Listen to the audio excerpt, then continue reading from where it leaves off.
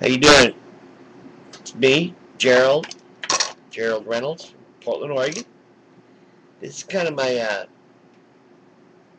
daily little news brief. It's like 10 o'clock in the morning. It's pretty early for me, actually. I'm usually up kind of late anyway, playing the computer and stuff. It's hard for me to get sleep. I have a lot of pains and things like that. Oh, I know, girl. This is one of my cats. Yes, I know. It's a little girl. Little girl, come say hi to the folks. Say hi. Hello. See, that's her. And anyway, I want to talk to you about a couple of things. I was just watching this thing from HBO called Methadonia about the addiction treatment, the heroin addiction treatment by treatment centers using methadone as it's called the replacement opiate replacement treatment, I guess. And what methadone does is it's like a synthetic opiate that covers, you know, closes up, keys in, locks in the receptors that the that are used by the heroin to produce the endorphins and the high and everything to attach, to send its signals. And while the methadone is there with these receptors filled up with methadone message chemical, the heroin doesn't have any chance. I mean, you can shoot over and over. You're not going to get high because the heroin doesn't have any way to get in and do its work.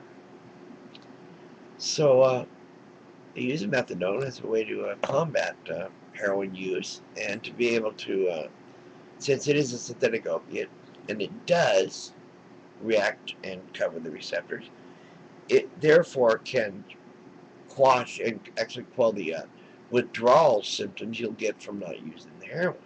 Now, once you use the methadone, you get on the methadone, you use it for about a week, week and a half, maybe 2 weeks. You'll be able to detox from the heroin. It'll be completely out of your system in 2 weeks. Totally out, I swear. Actually in 1 week, but I like to give it 2 because, it gives it a little more. Now, methadone is not as addictive. In other words, you can't just take a couple of hits, a few hits, and then you got to have more. It doesn't work that way. It's a very slow acting chemical. Being a slow acting chemical, it's also slow in the tolerance building arena. It's also slow in the what would you call it, the physiological toxification of your body by the methadone chemical. In other words, you won't get a real addiction to it or it takes a good 30 days to get a real addiction to it for it to have any physical manifestations if you don't use like what your Jones they call it. So if you can use it for 2 weeks and you completely detox from the heroin,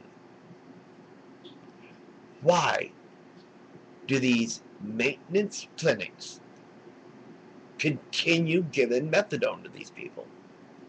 Can you explain that? I can. I'll tell you why. Because it's easier for them, they say. I mean, that's just what they're thinking. It's like this. If they would teach them from the very beginning that it's not a higher power thing, it's not a and a, it's all about you. You're the one who has to decide what you do every day of your life, whether you're sober or loaded. It doesn't matter whether you're an addict or not. You still have to be the one that decides what you do every day. When you get up in the morning, who decides whether you're going to eat breakfast, go kill somebody, rob a store, shoot some heroin, or go to work? Who decides that? That's right. You do. Now, this is, it sounds simple, doesn't it? Well, it fucking is.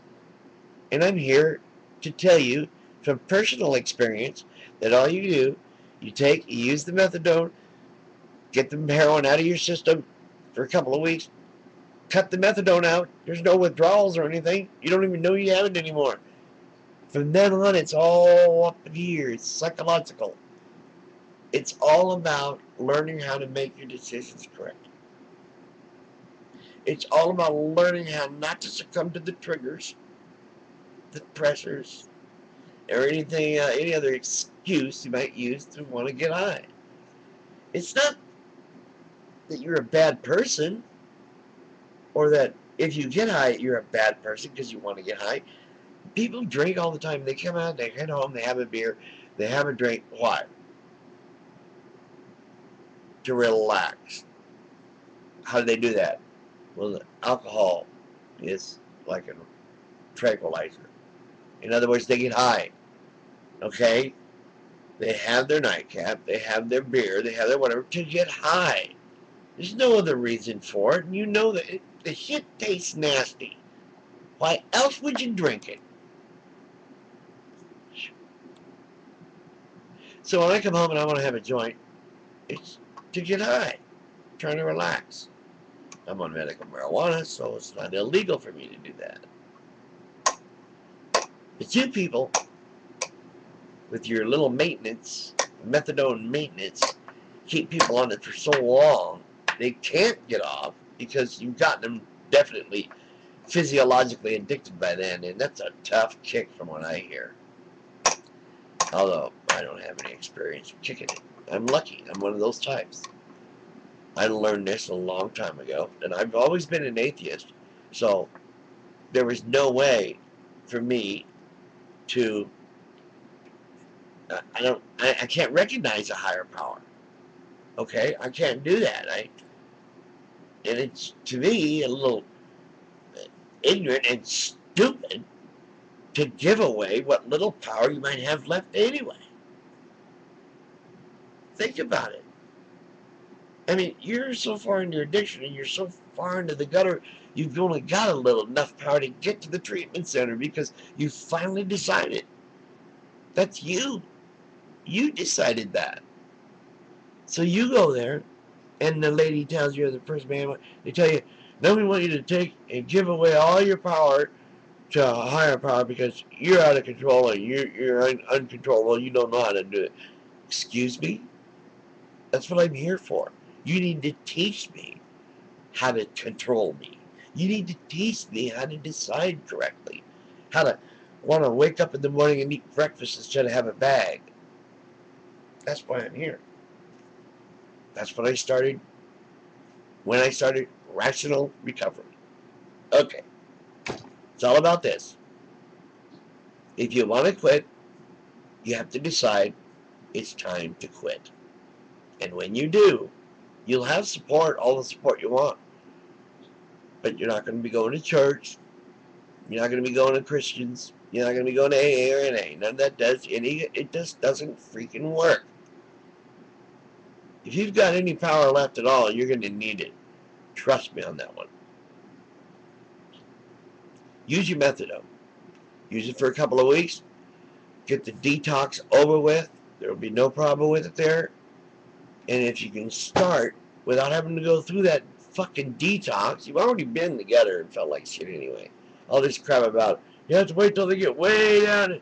No, as long as you know you're on your way and you realize it, catch yourself before you get there, that's even better. Okay? So pull your bootstrap up. Make the right decision. Stop using the methadone right now as you can. And you don't need it anymore.